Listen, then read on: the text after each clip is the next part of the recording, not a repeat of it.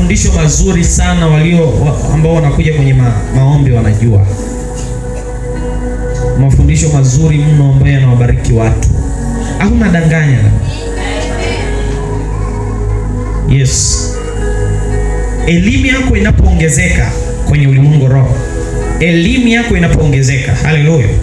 Elimu yako inapoongezeka, eneo lako katika maisha linaongezeka. Eneo lako kwenye maisha linapoongezeka.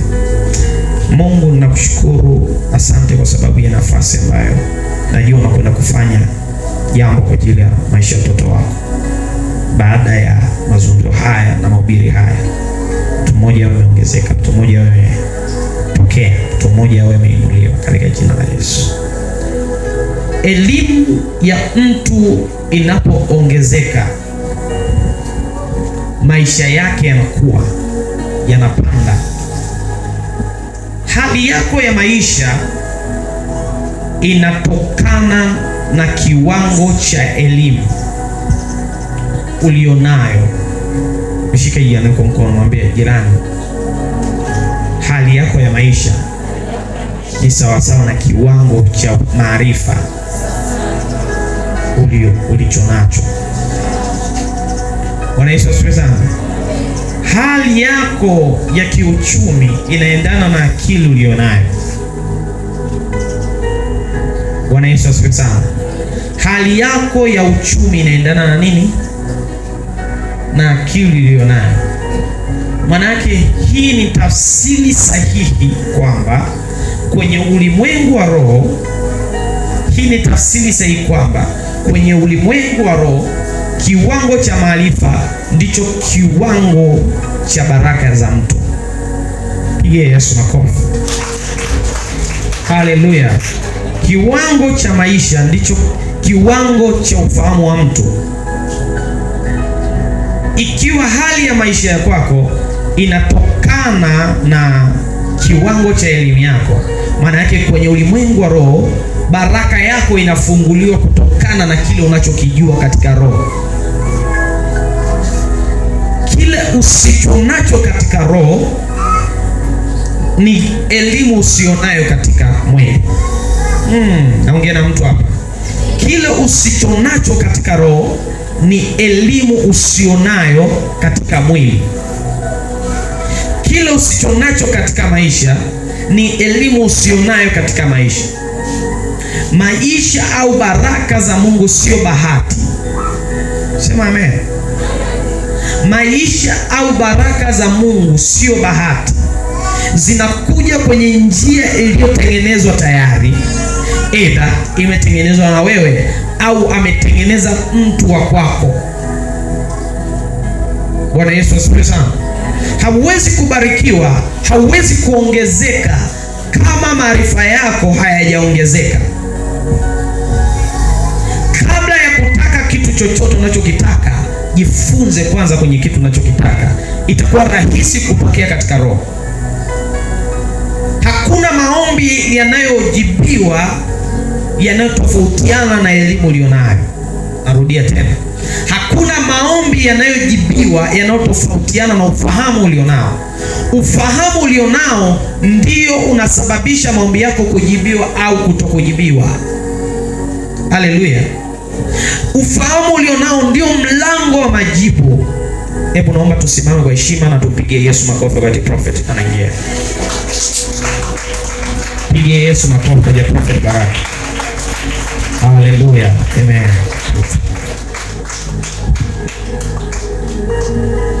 Mwinulie Yesu makofi mengi mazuri. Basi tunaweza tukakaa. Kiwango cha maarifa ulionayo hufungua mlango wa majibu sawasawa na maarifa ulionayo. This is my introduction. Naweza kuchukua tu kama vitu vitakavyokusaidia, sio somo langu. Nini ambacho nataka uelewe? Unapopiga magoti, kuna vitu haviwezi kujibiwa kwa sababu vitakwama, vitakosa mlango wa kupitia according to your level of your knowledge. Maarifa ulionayo ndio yanaweza kujibu maombi yako. yamkini mahitaji yako ni mengi, pengine yamezidi maarifa yako, lakini yanayojibiwa ni yale yaliyo kwenye kiwango cha maarifa yako. Kwa sababu gani? Kwa sababu moja tu. Kwenye maisha, kumiliki, kutawala, kuongoza hakuongozwi kwa maombi. Hatuongozi maisha yetu kwa maombi, ila tunaongoza maisha yetu kwa maarifa. Bwana Yesu asifiwe sana. Hatuongozi maisha yetu kwa maombi, ila tunaongoza maisha yetu kwa maarifa. Hivyo majibu ya maombi yetu hayatajibiwa na maombi yetu. Majibu ya maombi yetu yatajibiwa kulingana na kiwango cha maarifa yetu. Kwa sababu gani Mungu akupi? Ni kwa sababu moja tu, ya kiwango cha maarifa ulicho nacho hakiruhusu uongozi wa majibu unayoyataka. Sinaongea na mtu mwenye ufahamu kubwa hapa. Haleluya. Ukiona haupokei unachokiomba, maana yake haukijui unachokiomba. Hauna maarifa tosherevu yanayotoshana na maombi unayoomba.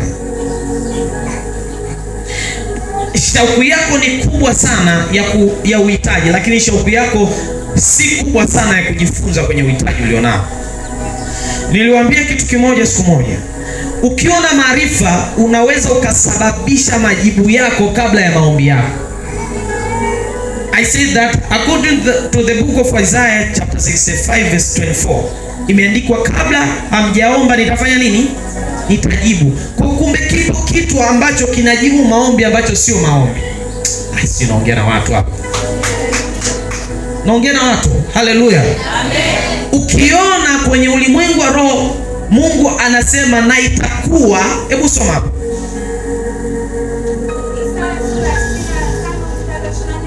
Imeandikwaje?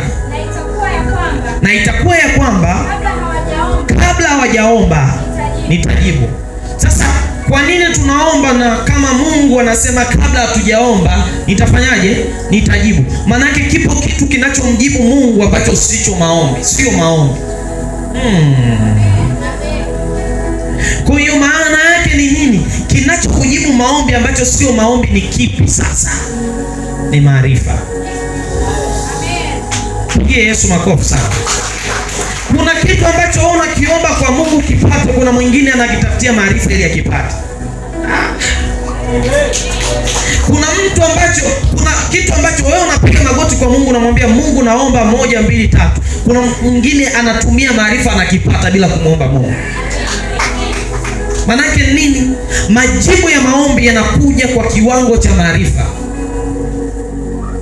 Unachokihitaji maana yake kwenye ulimwengu kinakuja according to your knowledge. Ukiona imeandikwa ombeni nanyi mtapewa, ukiona uliomba hukupewa, maana yake kuna sababu imesababisha wewe usipewe. Mungu sio muongo. Bwana Yesu asifiwe sana. Mmoja ya kitu ambacho unapaswa kukielewa sana ni kuongeza uwezo wako ufahamu kabla ya kuomba. Kwa sababu hata njia za kuomba zinategemea maarifa ulionayo. Biblia imeandikwa hamjibiwi kwa sababu mnaomba vibaya.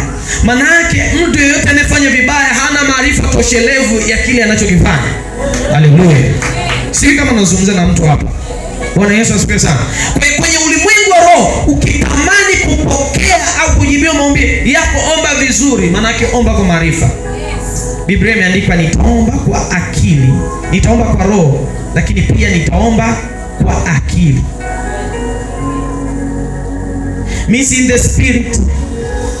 Unaweza kuwa katika roho kabisa lakini hauombi kwa akili. Yaani hauombi kwa maarifa. Mungu anaweza asijibu maombi yako.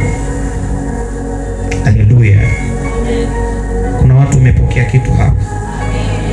Mlango wa majibu yako unatokana na kiwango cha maarifa yako. Wewe hauna kwa sababu wewe ni mjinga. Usichukie, sio tusi. Amen. Hauna kwa sababu ni mjinga. Sio kwamba Mungu amekusahau. Hauna akili. Au ni neno gumu. Ni kwa sababu umekosa maarifa fulani ya kitu ambacho unapaswa kuwa nacho. Learn before to pray. Hallelujah. Learn before to pray. Don't pray if you don't have a knowledge. Usiombe kama una maarifa. Bwana Yesu asifiwe sana.